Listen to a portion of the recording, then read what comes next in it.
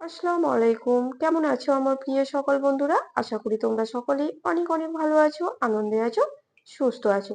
আলহামদুলিল্লাহ আমিও অনেক ভালো আছি। আমার সকল বন্ধুদের জন্য রইল অসংখ্য ধন্যবাদ, অনেক অনেক ভালোবাসা ও শুভকামনা। তো আজকে আমি তোমাদের সঙ্গে শেয়ার করতে চলেছি শীতের সবজি বিনস দিয়ে মজাদার পকোড়া।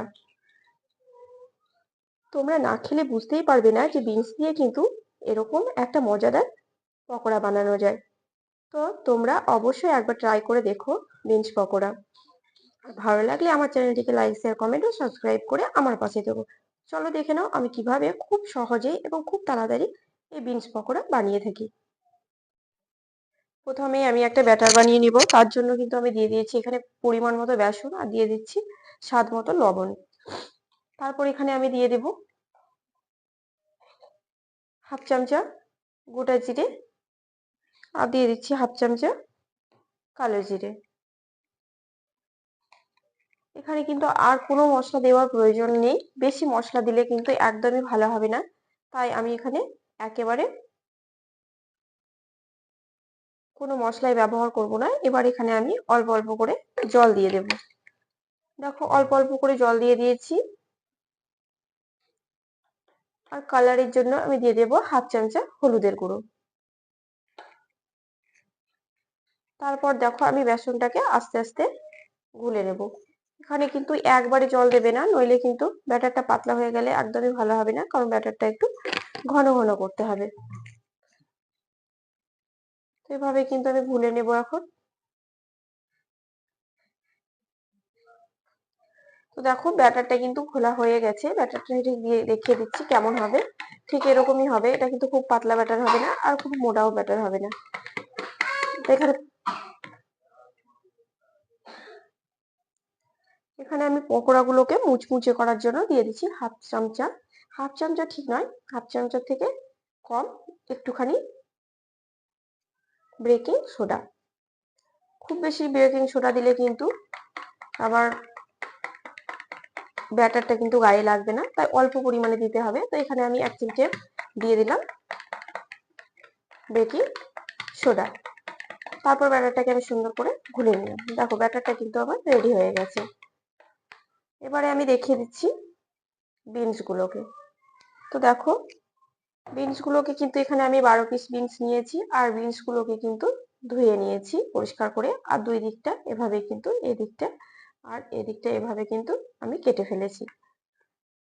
তারপর আমি বিনস গুলোকে চাকুর সাহায্যে দেখো এভাবে কিন্তু হালকা করে একটু করে কেটে দিচ্ছি মাছটাকে।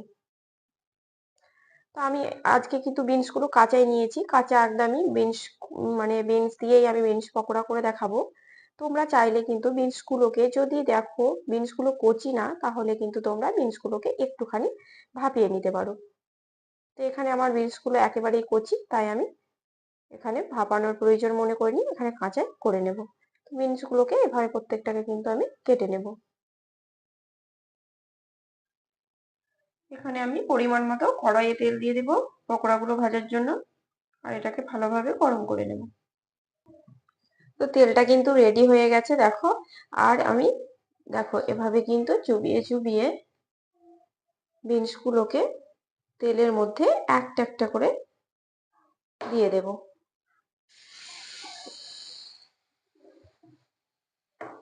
দেখো এভাবে কিন্তু আমি সবগুলোকে দিয়ে দেবো। আর এটা কিন্তু খুব সুন্দরভাবে আস্তে আস্তে দিতে হবে, নইলে কিন্তু পুরোটাই ঝরে যাবে আর বিনসের গায়ে লাগবে না। দেখো এভাবে কিন্তু পুরোটাতে গায়ে লাগিয়ে লাগিয়ে আস্তে আস্তে বিনস গুলোকে আমি ছেড়ে দিচ্ছি। তারপর দেখো অনেকটাই কিন্তু হয়ে গেছে, তাই এবার আমি এভাবে কিন্তু বিনস গুলোকে তুলে নেব। তারপর তুলে নেওয়ার পর কিন্তু আমি আরো একবার এভাবে কিন্তু দিয়ে দেব, কারণ হচ্ছে যে বিনস গুলো খুব লম্বা, তাই দেওয়ার সময় কিন্তু দেখবে যে ব্যাটারটা কিন্তু ঝরে যায়।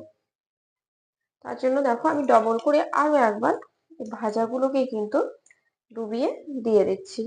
তাতে করে কিন্তু পকোড়াগুলো আরো বেশি সুন্দর হবে।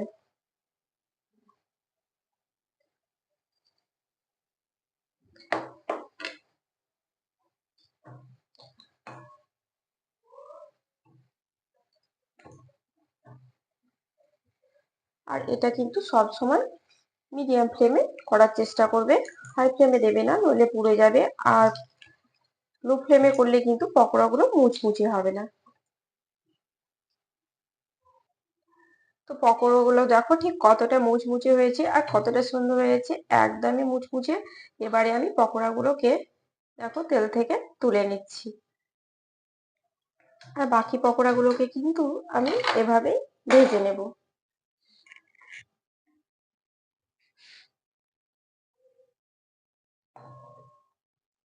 বেসনে ডুবিয়ে কিন্তু এরকম ভাবে দিয়ে দিতে হবে।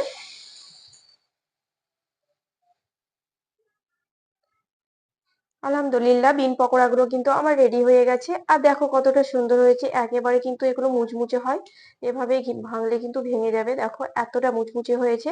তো তোমরা কিন্তু এই শীতের সবজি বিনস দিয়ে অবশ্যই একবার ট্রাই করে দেখো। বিনস পকোড়া ভীষণ ভালো লাগবে, আমি বলছি একদম খুব ভালো লাগবে। নতুন একটা ইউনিক রেসিপি, এটা কিন্তু খেতে ভীষণ ভালো লাগে। আমি শীতের সময় অবশ্যই বানিয়ে থাকি এভাবে আমার বাসায় এই পকোড়া, ভীষণ ভালো লাগে। আর সঙ্গে কিন্তু ঝাল ঝাল ধনেপাতা চাটনি আর মিষ্টি টমেটো চাটনি, এটা কিন্তু ভীষণ ভালো লাগে এই পকোড়ার সঙ্গে। তো আমার রেসিপিটি কেমন লাগলো তোমরা কিন্তু কমেন্ট বক্সে অবশ্যই জানাতে ভুলো না। আর ভালো লাগলে আমার চ্যানেলটিকে লাইক, শেয়ার, কমেন্ট ও সাবস্ক্রাইব করে আমার পাশে থেকো। সবাই অনেক অনেক ভালো থেকো, সুস্থ থেকো। দেখা হচ্ছে তোমাদের সঙ্গে নেক্সট রেসিপিতে। আল্লাহ হাফেজ।